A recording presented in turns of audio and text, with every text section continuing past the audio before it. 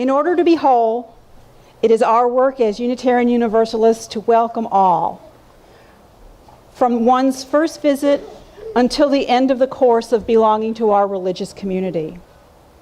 Here at Unitarian Church of Honolulu, we cherish and promote the inherent worth and dignity of every person. As a visitor, returning friend, new member, or if you have made this your spiritual home for a long time, you all are welcome.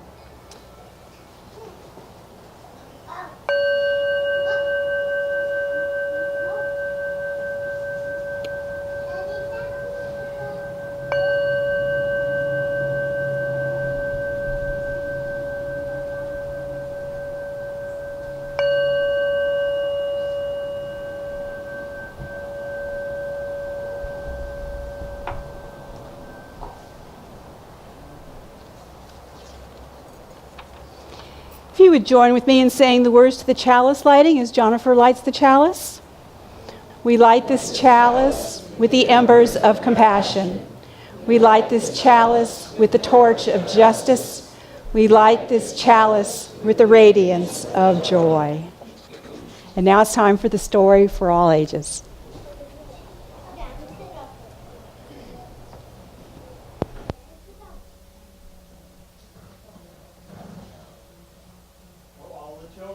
Here. Aloha. Aloha. Oh, nice. Good morning, everybody. I see some people I know rather well down here. Yep. Thank you. Is this microphone on? All right. Just checking. You know, we're always reading to you folks, aren't we, down here? And what we read are words, usually on paper, right? Did you know that there was a time when there were no words on paper? Yeah. There were only words that you said to one another, you know? Like, hey, you want to go hunting? No. Still eating leftover Thanksgiving dragon. Boy, if we had to talk like that all the time, it would be a pretty noisy cave, huh? Or our house, our village, or wherever we live, right? Yeah, so somebody decided maybe if we could write down some words and send a message over to Ag, hey, we wouldn't have to shout, right? Well, one of the first people who got sore throat from shouting, they were the Chinese, the people who live in China. Yeah. And so they decided maybe they could make pictures. They could make pictures of the things that they wanted to say, and that way they could send the picture, and the person who would see the picture would know what they're talking about, right? And this is what they did. Okay? They made pictures. You see, some pictures were to look like animals, like the oxen. The oxen pulled a plow in their rice paddy. Okay? And then there was one that looked like a sheep. Well, at first, these were pretty simple drawings, but later, they got to be very pretty as well as being... Now, you know, you think that's complicated. Let me tell you something. Do you know, and some of you who are learning to read, you look at that. What does that see? What is that? Dog. See, you learned to look at that and know that it was a dog. How about this one? Cat. Cat. Well, that's what these Chinese children had to do too. They had to look at these things and they had to decide what they were every time they saw them, okay? Owen, you hold that for me, okay? What does that one say? Can you read that word on the front of it? Sheep, right, see? So now then, every time that they would make that kind of a symbol, why, everybody who would see it knew that that meant sheep. What about that one? What does that one mean? Can you say it loud? Ox. What? Now, did we talk about an ox already? What does the ox do? It pulls the plow in their in their rice field. Right. So now, these were things that everybody knew about, right? Everybody had sheep. Everybody had oxen, right? And how about other things? How about carts? You know what a cart is? Sure. Every time you go shopping, right? Your mom puts everything into a cart. Well, those carts that they had were not quite that fancy, but nevertheless, a cart was kind of a big box with wheels, right? So that you could put things into it, right? Okay, now, there were other symbols, all signs like this, for other things like fire. Why? Well, every mother had to cook the food over a fire, so fire was very important. So fire would be one of those things that they had to have a word for, right? Okay. There was a time when new things began to come along, like a choo-choo train. Now, what are you going to do about that? Are you going to make a big, long picture of a choo-choo train? Yes. Maybe you would take 2 short words and make a long one. What do you think? How about if we took fire, and we put it together with cart, that might mean that something with fire would pull a cart, right? You want to hold that for me? And that's what they did. And this is what those two look like together, see? That means, and that's a choo-choo train. We know that a choo-choo train makes noise like that because it's run by steam, and the steam is created by fire. So that's why they put fire and the cart together, right? Would you like to hold that? Okay. Now, in addition to things, they had to have some symbols for things that we do, like sit and talk and write. And write. Right? So, here's one that they did for ride. Will you take that one?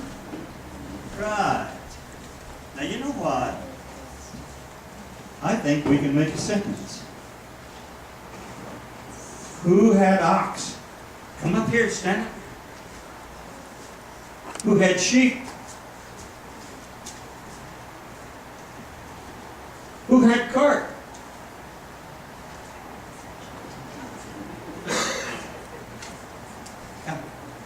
Cart. And who has choo-choo train? By golly. The what?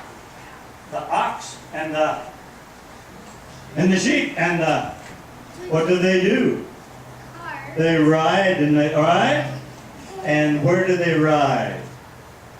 They ride in a choo-choo train. By golly, we made a sentence. You guys are really smart. That was really fast you learned all that. You know what? They also had to learn numbers. And they learned them from 1 to 10. And you know what? I think we have some people here. Do we have anybody here who's 1 year old?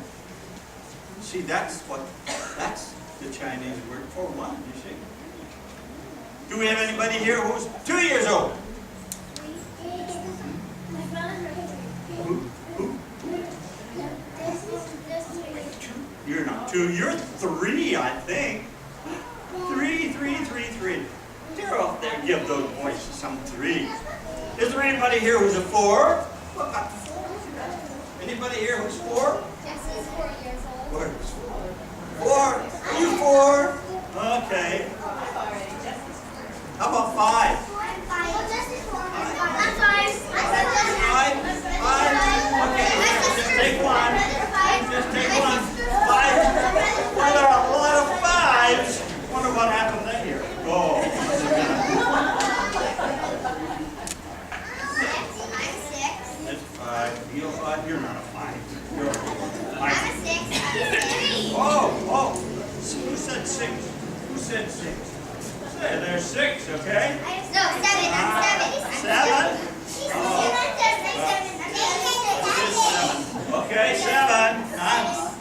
7. You're 7? No, he's 6.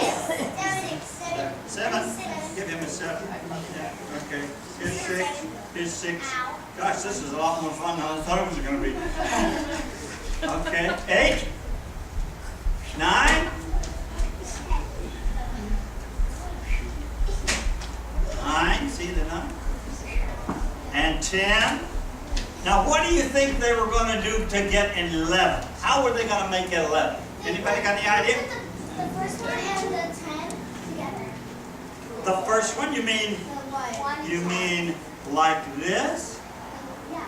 10 and 1, right? How about 12? 12, 2 and 1. Yeah, you guys are so smart.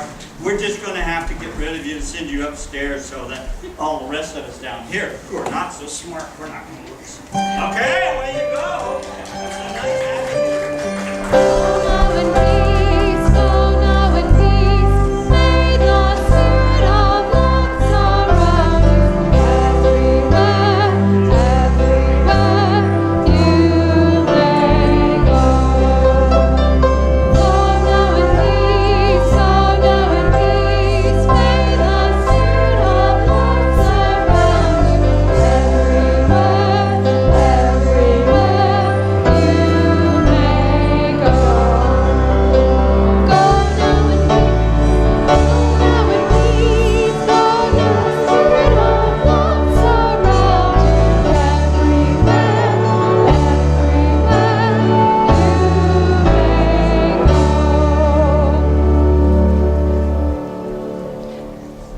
Thank you, Jean.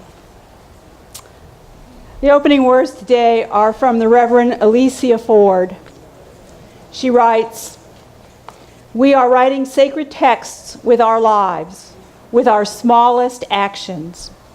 Our willingness to be invitational contributes volumes to this sacred living text.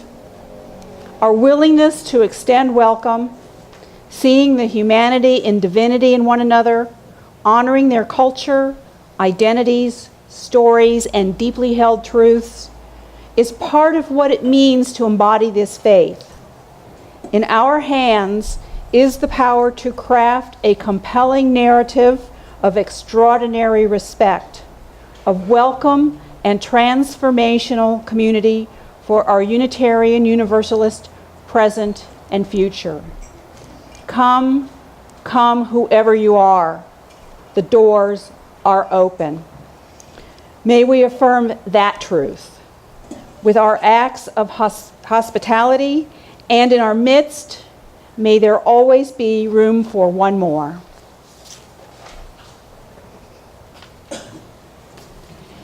And to tag on to that is our song that we've been singing this whole month. Was written by, the words come from a very, very important Unitarian, Theodore Parker. And his radical hospitality was exemplified pre-Civil War. He was one of the abolitionists who had the fugitive slaves in his house.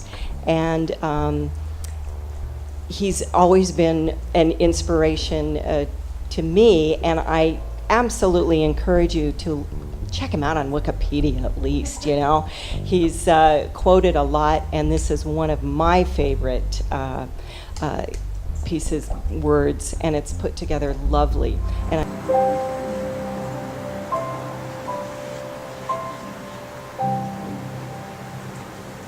Please join me in this responsive reading by Janice Marie Johnson.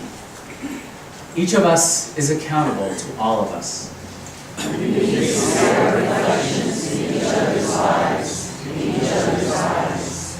Articulations of the heart call us to build bridges of community with empathy and compassion. They call us to love boldly, knowing that such living leaves its indelible footprint in the lives of others for grace-filled generations to come. Each of us brings a collection of life-affirming stories. Together we are creating, learning, and telling stories that will inform generations. We are called to learn each other's stories, to honor the wellspring from which they come. Each story strikes an indelible chord.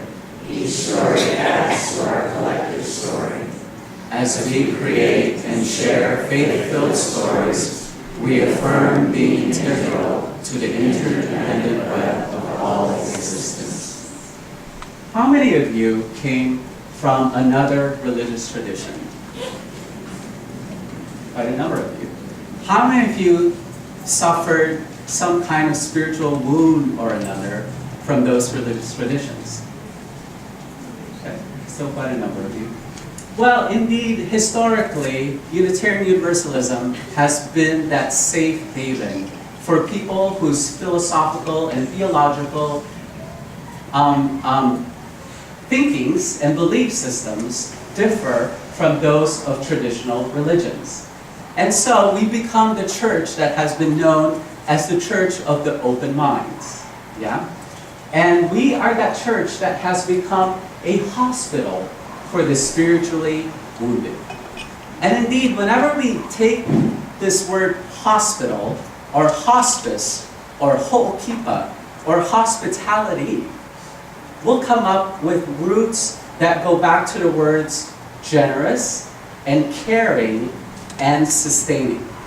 That's what underlies a community that truly has arms that would embrace what it means to have an open mind.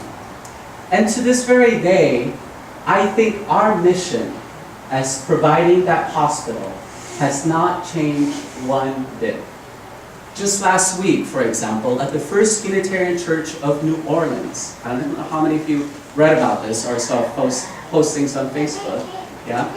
You might have read that there was a group of fundamentalist Christians who are anti-choice that barged in to one of our worship services.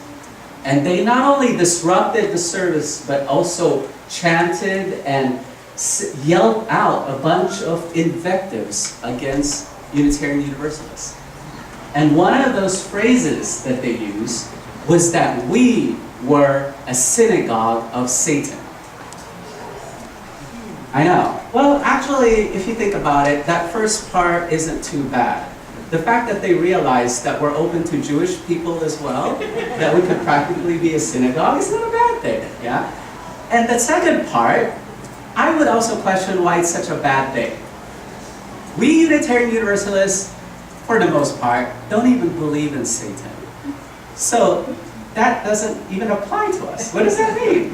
That we're a church, we're a synagogue of Satan. So for me, I take it with a grain of salt. But what was even more important was not what we said or what we didn't say. It was our action and the fact that we stood firm on the side of love. Instead of getting up, kicking them out, or yelling back at them and calling them other names, which there are many that I could think of right now, but I won't care to repeat, we stood up instead. We circled around these anti-choice people, and we sang, "Circle round for freedom, circle round for peace. For all of us imprisoned, circle for release." How can we serve as a witness to liberate even the minds of people who are imprisoned within the closed walls of their own dogma and limited kind of thinking? How do we model what it means to be the church of the open-minded people? And let me tell you something, though, about what makes Unitarian Universalism, in my opinion, so radically different from any other religious tradition. And that is that the foundation of our belief system is a theology of inclusion. That all of us are welcome in this place. That diversity and difference is not a threat, but rather something to be celebrated. And mind you, this is quite countercultural, because the rest of society tells us whenever we encounter diversity, we ought to retreat. Let's go back to our safe shell. I'm feeling a little uncomfortable that there's all these people who are different from me and who are doing things and speaking a different language. that I'm uncomfortable with. Let me give you an example of what this means. A few years ago, back in 2007, my family and I went on a trip ranging from Switzerland, Zurich, Switzerland. We drove all the way down to Italy. So if you can imagine, 5 of us stopped in this station wagon for 2 whole weeks, gallivanting around Europe. Yeah? And what happened was, I'm going to skip through the other part, although that was kind of juicy too. But I'm going to go straight. I'm going to go straight to the point, because I don't want us to be here way past noon here. But anyway, so one of the things about having a car that you drive on your own that has a GPS is you could program where you want it to go, especially what restaurants you want it to go to. Well, guess what restaurant my parents, being Chinese, wanted to go to? Take a wild guess. Chinese food, yeah? So every single meal, Chinese food. So when people ask me, how is the food in Italy? I said, I don't know. I've only had Chinese food in Italy. I've had better Italian food at Assaggio's in Ala Moana. So, not only that, but the interesting part I found was that we finally got to Venice. And I thought, hallelujah. We can't plug it into the GPS because we're leaving our car in the parking garage and taking a boat taxi all around Venice. Well, guess what? When they were announcing what stop we were on, this is the Rio whatever, and here is Chinatown. And guess what my parents thought? Oh my gosh, now I know where we're going for dinner. So what was the point of that story? Well, I realized 3 things. I had a revelation after this trip, actually. One was that they were so relieved whenever they were having Chinese food because they don't have to practice the 2 Italian words that they know, which are buongiorno and grazie, right? So they could speak Mandarin to the servers that we had. So that was a relief for them. The second relief for them is that they actually get to eat comfort food.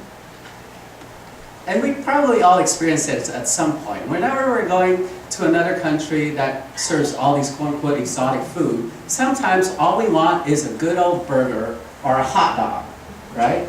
And so it's comfort food for them to have Chinese food all the time. And thirdly, it goes with their values of being Chinese. And what do I mean by this? Chinese food is so much cheaper than Italian food. Especially the euro being as strong as it was. Chinese food, that's the way to save money, yeah? So the pocket values trump it all. And so, I heard an amen out there. All right, so the point of this is that oftentimes when we're faced with diversity, we somehow retreat back to the things that we're comfortable with, back to the way that we've always done things before.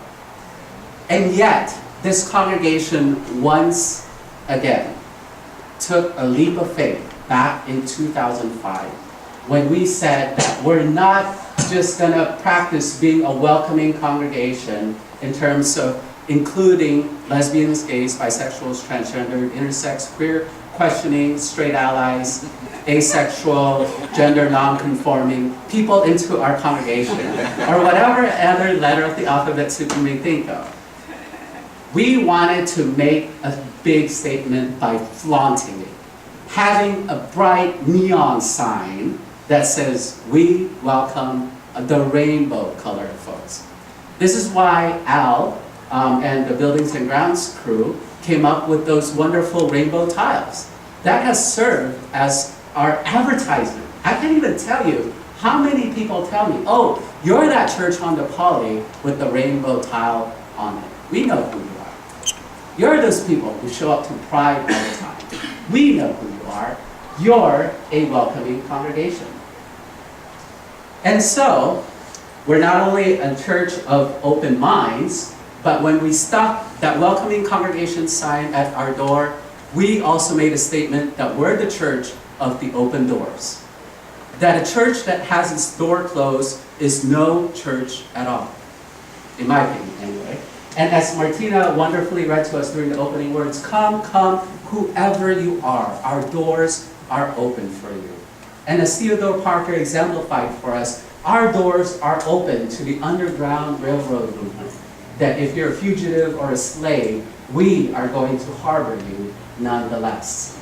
And so this is a part of who we are. And yet, I feel like there's still a certain part missing. And how can we go beyond a welcoming congregation? Can we go beyond just welcoming LGBT people? So the third component to this is actually, can we truly open our hearts? Open minds, open doors, and the third aspect is open hearts. That is, I believe, what constitutes being a welcoming congregation 2.0. So we're past the beta phase, we're past the 1.0 phase, we are ready for 2.0. Don't you think? It's been 9 years since we became a welcoming congregation. How can we kick it up a notch? How can we take it to the next level? So here's what I was thinking about. Some of you were here during Bill Sinkford's startup process for me, yeah? How many of you were here for that? Show of hands. Yeah, so a number of you. So you may have recalled an exercise that Bill had us engaged in, which is to step forward if you agree with the statement and stay where you are if you don't. Remember, we did this here in the sanctuary. We formed a line and people who agreed with the statement step forward. One of the statements that was mentioned was, how many of you were born and raised here in Hawaii? And guess how many people stepped forward? One. That's right. You remember that. And she was a caregiver for another member of the congregation. So she wasn't even here as a member of the congregation herself. Yeah. So that to me was an eye-opener about the work that we have yet to do in order to practice truly having an open door and an open heart. And the other thing that drove it home for me was recently, I showed you the video 3 weeks ago of the UUA headquarter office moving. Yeah? Remember how Peter Morales says, we're a movement that moves and we're a faith that moves? And so it harkens another story by Bill Sinkford that he was telling, that whenever he was walking down Beacon Hill as the president of our association, whenever we had our main headquarters at 25 Beacon, he would feel uncomfortable. He would actually feel uncomfortable because he felt like he didn't belong there, that he was somehow an imposter as an African American man. Because this is a neighborhood that is the elite of the elites in Boston. I doubt you could find a home there for less than $1 million. Yeah?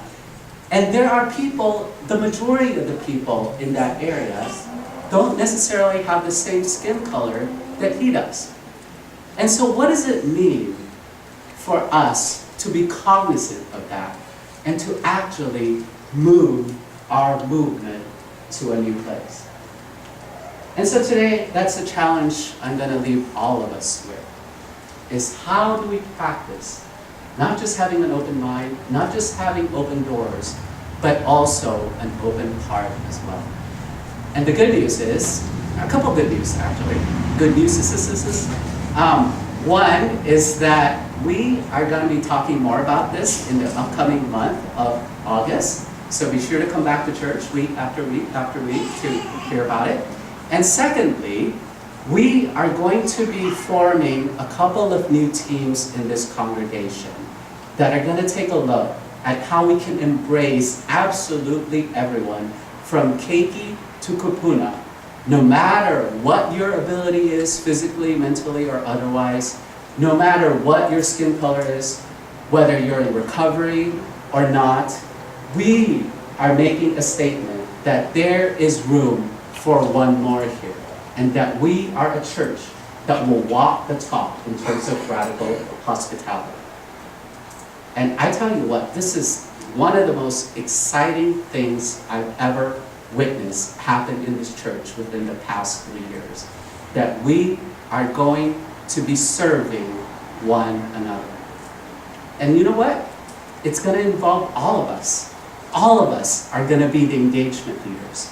We're not just going to silo it or relegate it to the hospitality team, but each and every single person here is going to practice what it means to have an open mind, an open door, and an open heart. Are you with me on this? Yeah.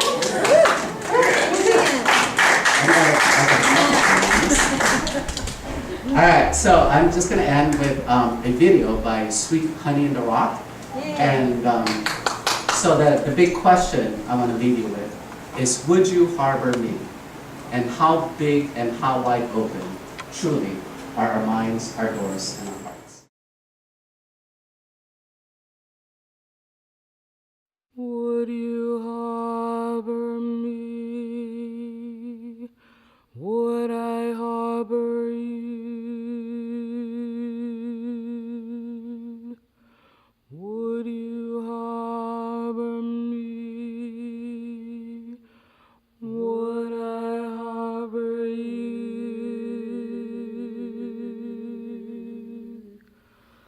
Would you harbor a Christian, a Muslim, a Jew, a heretic, convict, or spy? Would you harbor a runaway woman or child, a poet, a prophet, a king? Would you harbor an exile or a refugee, a person living with AIDS? Would you harbor a Tubman, a Garrett, a Truth, a fugitive or a slave? Would you harbor a Haitian, Korean, or Czech, a lesbian or a gay? Would you harbor a Christian, a Muslim, a Jew, a heretic, convict, or spy? Would you harbor a runaway woman or child, a poet, a prophet, a king? Would you harbor an exile or a refugee, a person living with AIDS? Would you harbor a Tubman, a Garrett, a Truth, a fugitive or a slave?